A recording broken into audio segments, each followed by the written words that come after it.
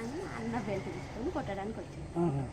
నా షాపుని కొట్టకురా, నేను కొట్టినా కొట్టుకుంటా, పెట్టినా పెట్టుకుంటా, నా షాపు మీద నువ్వు చెయ్యొద్దు అనేసి దొబ్బాడు. దొబ్బినా కూడా ఆగలేదు అన్న, మనోజ్ అని ఆగలేదు. దానివల్ల ప్రసాద్ దెబ్బ కొట్టిండు. అన్న సార్ ఏంటంటే కొట్టొద్దు నా షాపు, నేను భయం పెట్టుకుంటా, కొట్టకురా అన్నాడు. ఇద్దరు దానివల్ల ఇక ఆ షాప్ గురించి ఏదంతా గొడవ, తండ్రి కొడుకు నెట్టుకున్నారు. అసలు దెబ్బలు నాకు తెలిసి దెబ్బలు తగ్గలేదు, సేవ్ చేసుకున్నారు. దెబ్బలు తగినంత ఇది ఏం పాత ఉన్నాయి. అది ఇది ఒకటేసారి అన్నదమ్ములకు మంచి బద్దలు ఉన్నాయి. ఏమన్నా మౌనిక మేడం చేసుకోవడం ఇష్టం ఫస్ట్ నుండి వాళ్ళకి ఇష్టం లేదు. దానివల్ల కొంచెం వాళ్ళు ఫస్ట్ నుండి డిస్టర్బెన్స్ ఆ విషయం మీద.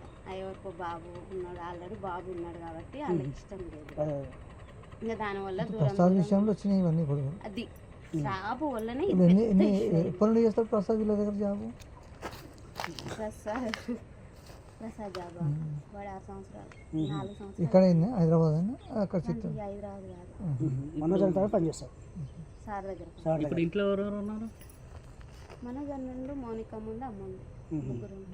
సార్ లేడా? మార్నింగ్ మేడం వచ్చి ప్రసన్న మేడం వచ్చింది కదా,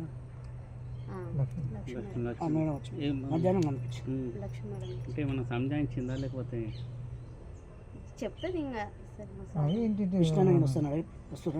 ఫోన్ చేస్తారు మాట్లాడుతున్నారు. అన్న నా ఫోన్ అందరి ఫోన్ హ్యాండ్ ఓవర్ చేసుకున్నాడు, కానీ నా మీద నమ్మకం ఎక్కువ. నా ఫోన్ ఒక్కటే హ్యాండ్ ఓవర్ చేసుకున్నాడు.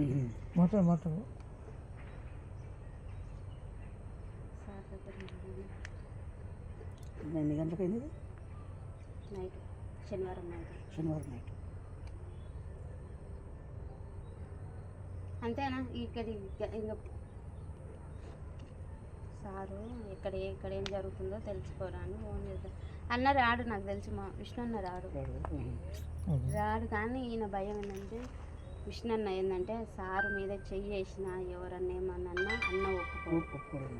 ప్రాణం తండ్రి కొడుకు, పెద్ద కొడుకు చెయ్యేసిండు.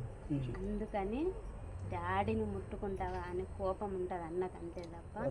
మొన్న వచ్చారు, టపాకాయలు కాల్చారు, పాపకు 1,00,000 రూపాయలు చేతిలో పెట్టాడు, మంచిగా ఉన్నారు. మనోజన్న పాప ఉంది, ఆ పాపకు 1,00,000 రూపాయలు చేతిలో పెట్టి మంచిగా మందలికి చెల్లాడు. కానీ మన విష్ణన్న పిల్లల విషయంలో అట్లా చేయడు. విష్ణన్న మంచిగా చూసుకుంటాడు. ఇక 1,00,000 రూపాయలు నాకు వద్దు మమ్మీ పంపించేసేయని మళ్ళీ